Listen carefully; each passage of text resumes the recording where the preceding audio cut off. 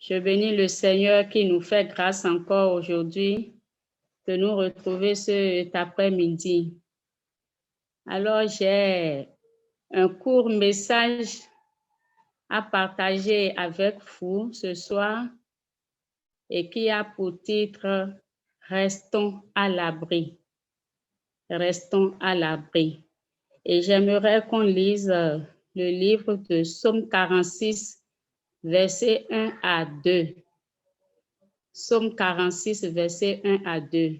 Je vais le lire ici. Il est écrit: Dieu est pour nous un refuge et un appui, un secours qui ne manque jamais dans la détresse. C'est pourquoi nous sommes sans crainte quand la terre est bouleversée et que les montagnes chancellent au cœur de la mer. Amen. Que le Saint-Esprit nous éclaire ce soir.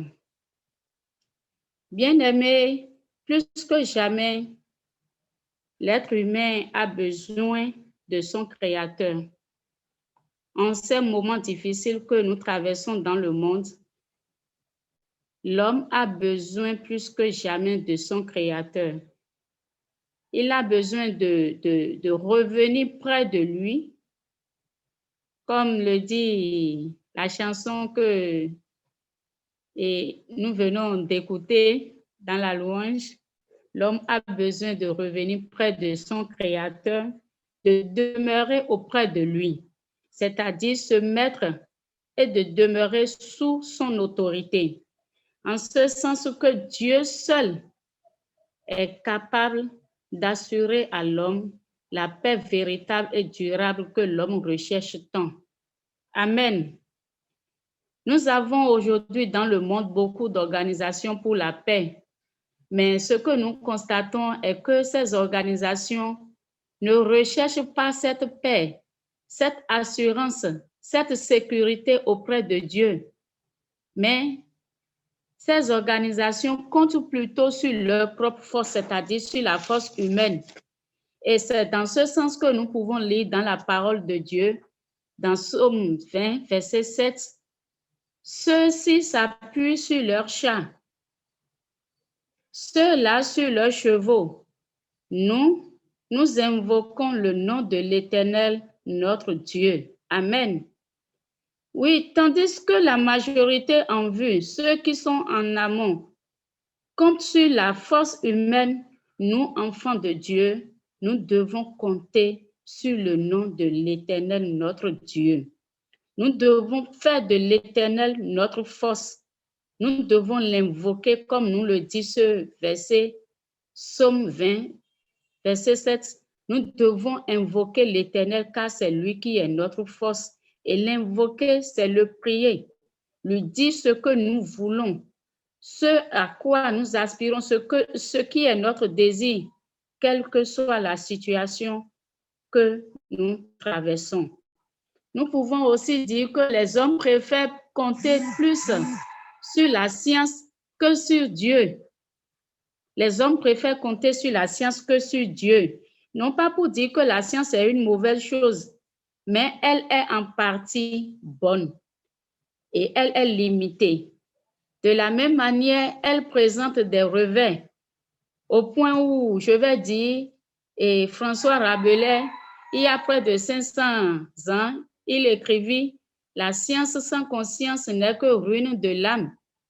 Que ce soit dans le domaine de la médecine, dans le domaine de l'alimentation ou bien les armeries, recherchant la sécurité, la science présente des revers qui finissent par détruire l'homme.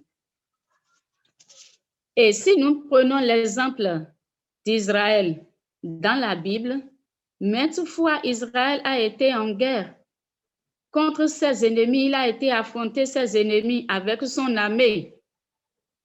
Et lorsque Israël obéit à l'Éternel, lorsque Israël suit les commandements de Dieu, lorsqu'il place sa confiance en Dieu et que le peuple ne fait pas à sa tête, c'est en ce moment que l'Éternel leur accorde la victoire.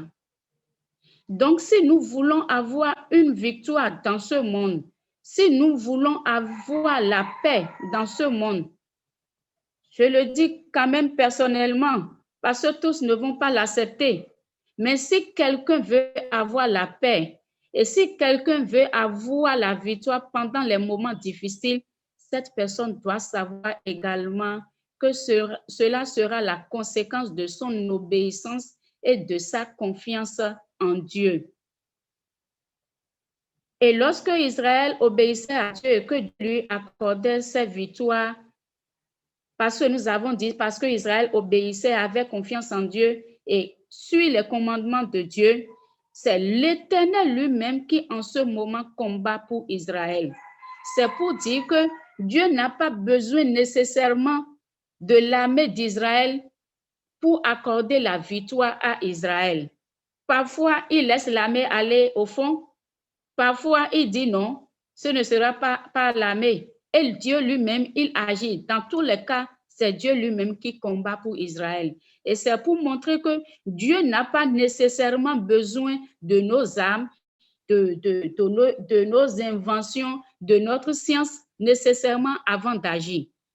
Nous ne rejetons pas la science, nous ne rejetons pas la technologie. À plus forte raison, en ce moment, nous sommes en train d'utiliser la technologie. Mais choisissons ce qui est bon dedans et qui ne va pas détruire l'homme. Et ça, c'est une création. Mais le plus sûr, le plus rassurant, là où il y a plus d'assurance, c'est de compter sur Dieu.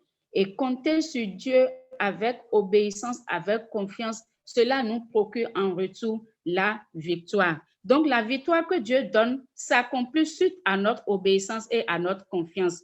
De plus, si nous nous donnons de tout notre cœur et Dieu voit notre fidélité envers lui, c'est en ce moment qu'il accomplit ou bien il manifeste aussi sa puissance. Donc, autant dire que je préfère le Créateur qui est sans limite et non la création ou bien la créature qui est avec limite. Amen. Et c'est ce que David avait compris. L'obéissance, la confiance en Dieu procure la victoire. David l'avait compris plus tôt. Et c'est à cause de cela que tout combat que David menait, il allait contre ces combats dans le nom de l'Éternel. Il l'a expérimenté avant et après qu'il soit devenu roi. Il affrontait tout au nom de l'Éternel, d'abord les ours, les lions qui menaçaient ses troupeaux. Et après, nous avons aussi l'exemple de Goliath, alors que David était berger. Mais ce qui faisait sa force réelle, c'était le nom de l'Éternel. Amen. Et plus tard, nous avons encore vu que David a combattu les Philistins, les Moabites, les Amalécites, etc. Et nous pouvons voir ces exploits dans le livre de Samuel, 2 Samuel chapitre 8, versets 1 à 15. Et au verset 6 de ce passage de 2 Samuel 8, la Bible nous dit que l'Éternel protégeait David partout où il allait. Donc, le fait d'avoir confiance en Dieu, le fait d'avoir ou bien d'obéir aussi à Dieu, cela nous procure aussi la protection. À cause de cela, la Bible dit, partout où David allait, Dieu le protégeait. Aussi, nous avons besoin aujourd'hui de cette protection. En ce moment-ci, le monde a besoin de cette protection. Nous, les enfants de Dieu, nous avons besoin de cette protection. Nous devons nous examiner si autant de fois que les choses qui se passent dans ce monde nous font peur ou bien font peur à l'ensemble de l'humanité. Et si je recherche la paix, et si je recherche la protection, et si je recherche la victoire dans ces moments difficiles, est-ce que ma vie est réellement alignée à la volonté de Dieu? Est-ce que je fais réellement confiance à mon Dieu? Amen. Et le troisième aspect, c'est que lorsque je suis dans l'obéissance, lorsque je fais confiance à Dieu, l'Esprit de Dieu vient faire vivre en moi ou bien vient me remplir de la paix de Dieu. Parce que nous savons aussi que l'un des fruits du Saint-Esprit, c'est la paix. Si j'ai confiance en mon Dieu et que je suis dans l'obéissance, déjà, c'est un point fort, c'est un facteur qui favorise le Saint-Esprit d'habiter en nous et il nous fait remplir de la paix de Dieu. Mais lorsque nous sommes vides du Saint-Esprit, nous devons comprendre que la nature a horreur du vide. C'est en ce moment que la peur nous envahit, c'est en ce moment que nous avons peur comme quelqu'un qui est dans le monde. Alors que si je suis dans le Seigneur et que la paix véritable de l'Éternel est en moi, je ne dois plus avoir peur comme le monde a peur ces jours-ci. Mais chez l'enfant de Dieu, on doit remarquer la paix, on doit remarquer la sérénité, on doit remarquer la confiance en quelque chose au point où l'homme qui est à côté de toi peut te demander, mais pourquoi toi, tu n'as pas peur? Sur quoi tu comptes? Et là, tu peux lui répondre, moi, je compte sur l'Éternel. Le nom de l'Éternel est ma force. C'est en l'Éternel que moi, j'ai confiance. C'est en l'Éternel que moi, j'ai la victoire. C'est en l'Éternel que se trouve ma paix. Amen. Et c'est aussi un canal pour qu'on puisse évangéliser peut-être cette personne qui va venir ou bien qui va constater cette sérénité qui est en nous. Et nous savons que les moments difficiles que nous passons maintenant, ce n'est plus un secret pour personne que c'est les derniers temps. Tous l'ont à la bouche. Nous savons que c'est les prophéties qui sont dans leur accomplissement et que nous ne pouvons rien faire. Mais face à ces troubles, face à ces événements, qu'est-ce que le Seigneur Jésus nous dit? Parce que ce qui est un peu difficile, c'est lorsque nous voyons aussi les enfants de Dieu que nous sommes se mettre au rang de ceux qui ont peur, se mettre au rang de ceux qui se sentent vides, se sentent dévastés. C'est comme si nous n'avons plus d'appui aujourd'hui. Mais si nous pouvons nous rappeler la parole de Dieu, qu'est-ce qu'il nous dit dans Jean 14? L'Éternel nous dit que votre cœur ne se trouble point. Il nous recommande de ne pas avoir peur. Alors pourquoi je vais avoir peur si je fais confiance en ce Dieu qui me recommande de ne pas avoir peur? Que votre cœur ne se trouble point. Croyez en moi et croyez en Dieu. Croyons en la capacité de Dieu, de ce qu'il peut faire pour nous. Quand je suis un enfant et mon parent, mon père ou ma mère me dit, non, mon fils, n'aie pas peur. Alors je m'appuie sur lui. Je vois qu'il est capable de régler pour moi ce qui me fait peur, de régler pour moi ce qui veut venir à moi pour me faire du mal. Il est mon assurance, il est mon appui. Là, je ne dois plus avoir peur. Et c'est la parole de l'Éternel pour chacun de nous ce soir, pour son peuple ce soir, que votre cœur ne se trouble point. Croyez en moi et croyez en Dieu, notre Père céleste. Il nous a aussi fait cette promesse que j'aime tant. Et c'est ça qui me rassure, moi, personnellement.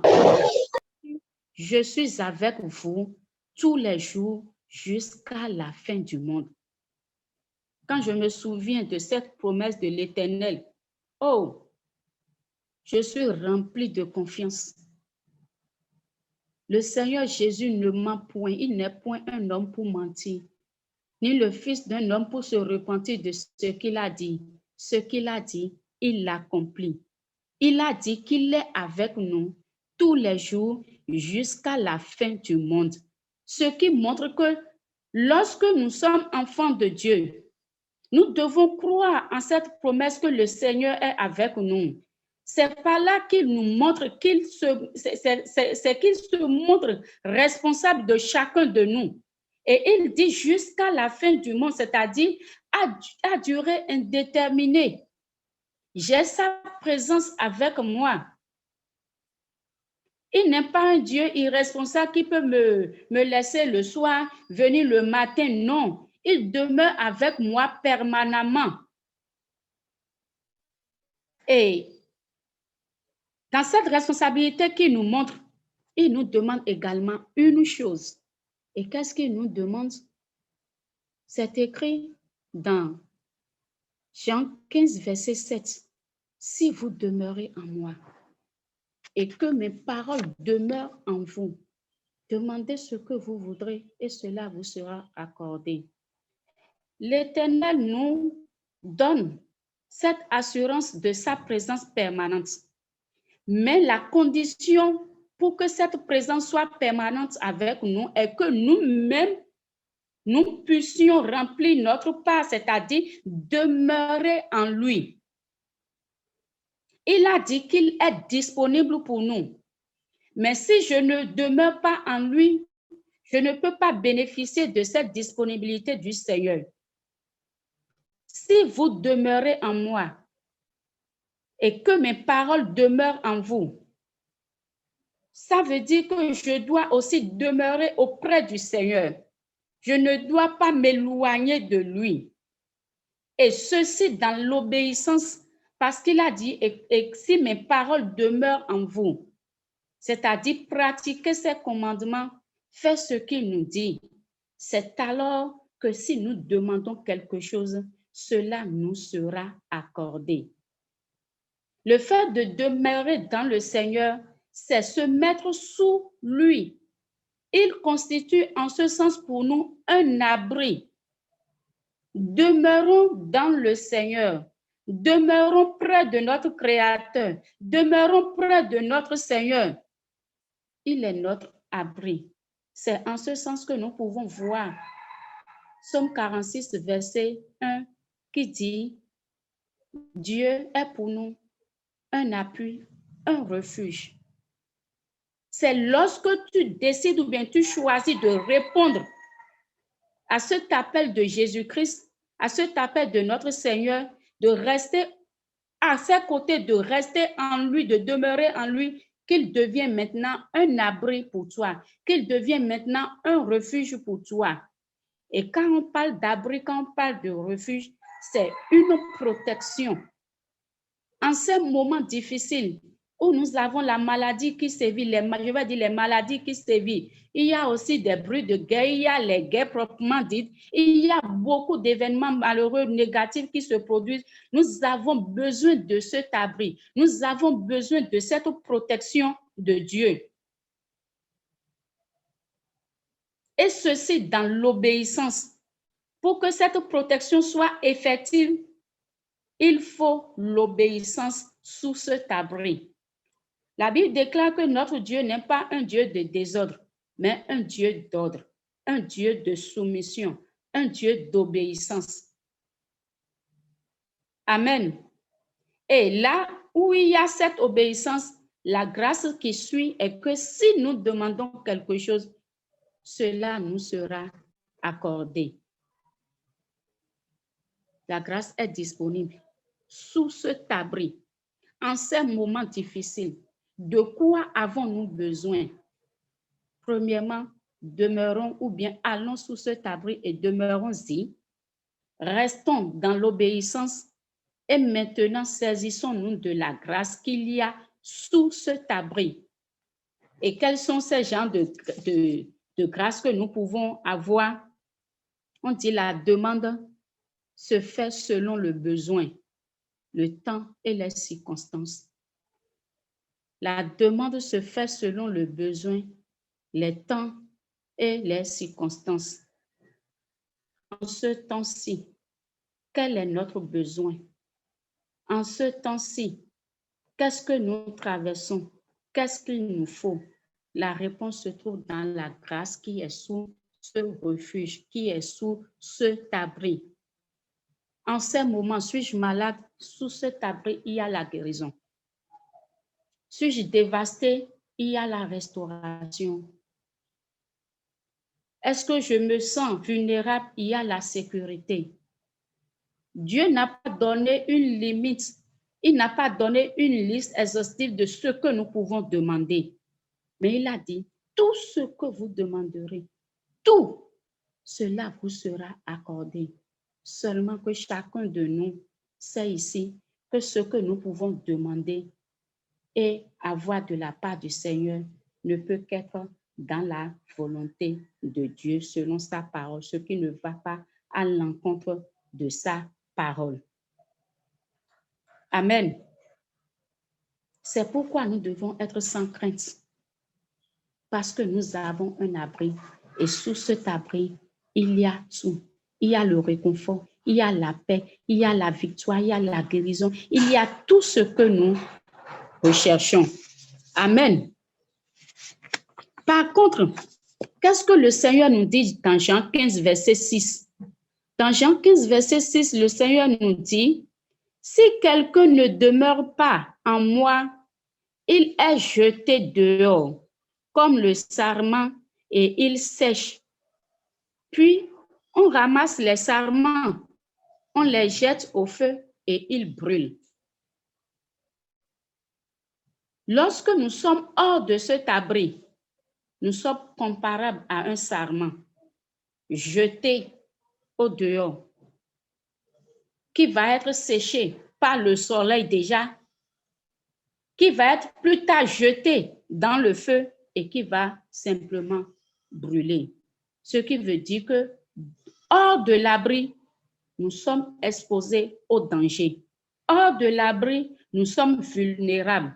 Hors de l'abri, nous sommes en proie à l'ennemi. Nous sommes en proie aux troubles, aux bouleversements, aux événements de ce monde, comparés au feu, et qui vont emporter ceux qui vont rester hors de cet abri.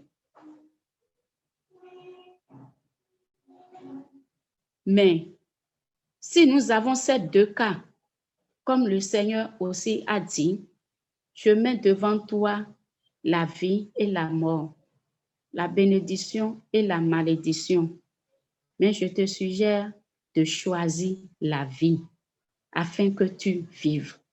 Alors, choisissons de rester à l'abri, là où il y a cette vie, là où il y a la provision, là où il y a la réponse à tout ce dont nous avons besoin, là où il y a cette protection. Amen.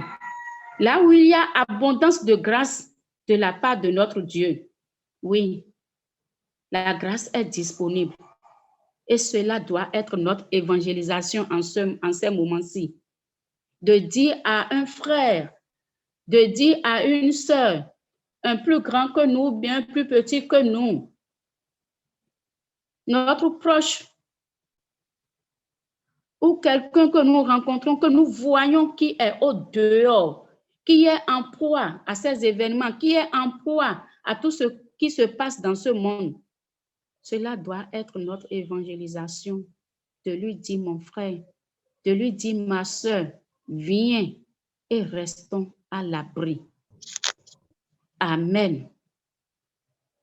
Tel est mon message un peu court pour vous ce soir.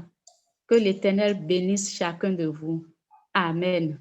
Notre Dieu, nous te rendons grâce. Nous te bénissons, notre Père, parce que ce soir encore, tu nous rappelles combien de fois tu te montres responsable envers nous. Combien de fois, Seigneur, tu nous aimes et que tu ne veux pas, Seigneur Jésus, que nous soyons séchés, que nous soyons brûlés, Seigneur. Et tu t'offres, Seigneur, un abri pour chacun de nous, afin de nous protéger. Oh Seigneur Jésus, viens prendre place, Seigneur. Que tout ce qui nous éloigne de toi, que tout ce qui sème la peur dans nos cœurs, Seigneur Jésus, viens les déraciner ce soir, Seigneur. Comme ces brebis égarées, ou bien la seule brebis égarée que tu vas chercher pour la ramener, Seigneur Jésus, dans le troupeau. Que chacun de nous, qui semble être éloigné de toi, qui est envahi par la peur, qui est tourmenté par les difficultés, Seigneur Jésus, nous te prions, viens nous chercher. Nous te prions, tends à chacun de nous la main ce soir, la main de restauration. Ô Seigneur Jésus, ramène-nous sous l'abri que tu es, Seigneur, afin que nous ayons pas, Seigneur Jésus, à ta provision, afin que nous ayons pas, Seigneur Jésus, à cette paix, à cette sérénité, cette sécurité que nous voulons, Seigneur Jésus. Oui, c'est auprès de toi, Seigneur. En ce moment même, nous nous offrons à toi de tout notre cœur, Seigneur. Ramène-nous, Seigneur, et que ta gloire se manifeste dans nos vies, Seigneur. Que nous soyons, Seigneur Jésus, des canaux que tu vas utiliser, Seigneur, pour les frères et sœurs qui sont perdus dans ce monde, Seigneur Jésus, pour les ramener auprès de toi, Seigneur Jésus. Accomplis tout cela pour la gloire de ton nom. Au nom de Jésus, nous avons prié. Amen. Amen. Amen. Merci Seigneur. Merci. Oui, abrite-nous Seigneur, sous tes ailes Seigneur.